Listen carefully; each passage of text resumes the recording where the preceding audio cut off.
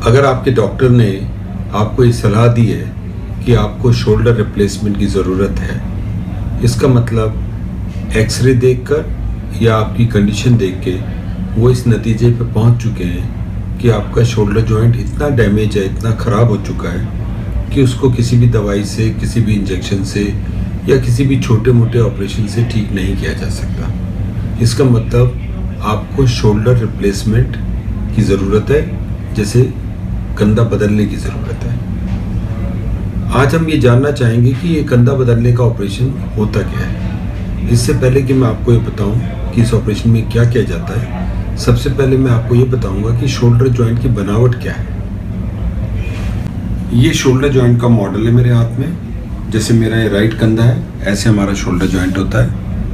इसमें एक बॉल है, जैसे ये बॉल है, और ये सॉकेट है। ये बॉल एंड सॉकेट ऐसे चलता है और इसको चलाने के लिए अंदर कुछ लिगामेंट्स और मसल्स होती हैं। सो जैसे ये शोल्डर जॉइंट में ये मसल्स हैं अटैच्ड है अंदर, जो हमारी कंधे की हड्डी से हमारी बाह की हड्डी तक आपस में जुड़ी रहती हैं। ये कंधे को चलाने का काम करती हैं। ये दो चीज़ें, एक तो बॉल एंड सॉकेट जॉइंट और जो मसल्स उसको चलाती हैं, ये दोनों चीज़ें मिलके शोल्डर जॉइंट बनाती हैं। शोल्डर जॉइंट रिप्लेसमेंट का ये मतलब नहीं है कि पूरा कंधा बदला जाता है, सिर्फ अंदर की बॉल एंड सॉकेट चेंज होती है। मैं इस मॉडल के जरिए आपको बताता हूँ क्या किया जाता है। ये हमारा नॉर्मल शोल्डर जॉइंट है। इधर सॉकेट है और इधर बॉल है, और आप देख रहे हो सॉकेट के ऊपर भी और बॉल के ऊपर भी एक सफ़ेद रंग की झिल्ली है, जिसको हम कार्टिलेज बोलते हैं। ये बिल्कुल फ्रिक्शनलेस होती है। तो नॉर्मल कंधा जब ऐसे चलता है तो उसमें कोई फ्रिक्शन नहीं होता, कोई दर्द नहीं होता, कुछ नहीं होता। धीरे धीरे एज के साथ साथ डैमेज आनी शुरू होती है। जैसे आप देखेंगे इस मॉडल में कि कार्टिलेज में अंदर क्रैक्स आ गए हैं और वो इतना स्मूथ नहीं रहा। इस स्टेज पे दर्द होना शुरू हो जाता है और कभी कभी ये एक्सरे से भी पता नहीं लगता।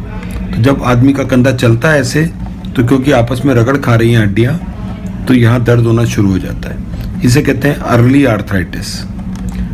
जब कुछ समय निकल जाता है, 2, 3, 4 साल, तो धीरे धीरे कार्टिलेज और भी खराब हो जाता है। जैसे इस केस में, इसमें कार्टिलेज लगभग दिख ही नहीं रहा है, अंदर से हड्डी दिख रही है और हड्डी से ऊपर हड्डी आपस में चलती है तो काफ़ी दर्द करती है, और कुछ हड्डियाँ यहाँ बढ़ गई, यहाँ बढ़ गई, ऐसे बढ़ जाती हैं अंदर, और ये अंदर अंदर चुभना शुरू हो जाती है। ये स्टेज होती है जब हम कहते हैं कि अब ये कंधा पूरी तरह खराब हो गया है, अब इसको अगर आप कितना भी चलाएंगे दर्द होगा, और इस स्टेज में आके उसका रिप्लेसमेंट करना पड़ता है। रिप्लेसमेंट में क्या किया जाता है, ऐसा नहीं है कि पूरा कंधा बदला जाएगा, सिर्फ जो कैप खराब हो गई है उसकी जगह एक प्लास्टिक की कैप लगाएंगे जैसे ये, और जो बॉल खराब हो गई है उसकी जगह की स्टील की बॉल लगाएंगे ऐसे।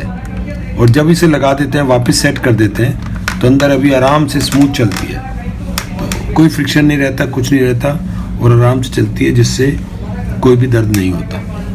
ये शोल्डर रिप्लेसमेंट कहा जाता है।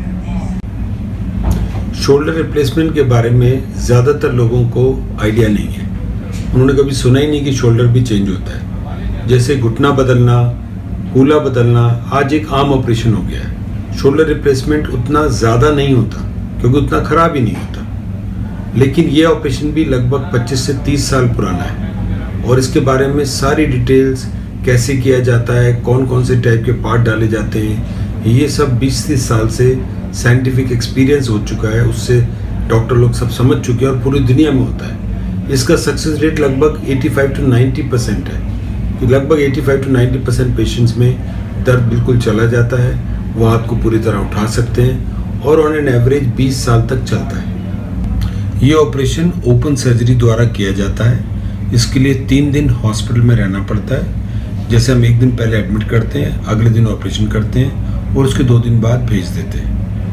ऑपरेशन बिल्कुल पेनलेस होता है, और उसके बाद की जो भी फिजियोथेरेपी वगैरह है वो बिल्कुल पेनलेस तरीके से की जाती है। पेशेंट को जब हम घर भेजते हैं तो उसके हाथ में एक स्लिंग होता है, वो स्लिंग 2 हफ्ते तक रहता है। उस स्लिंग के रहते हुए भी आप नहा धो सकते हो, नॉर्मल कपड़े पहन सकते हो, सिर्फ 24 घंटे उस हाथ को यूज़ ना करें या कोई चोट ना लगे, इसलिए स्लिंग दिया जाता है। ऑपरेशन के बाद लगभग 10 दिन बाद टाँके काटे जाते हैं और लगभग 2 से 3 महीने फिजियोथेरेपी की जाती है ताकि शोल्डर की फ्लेक्सिबिलिटी और पावर वापस रिगेन किया जाए।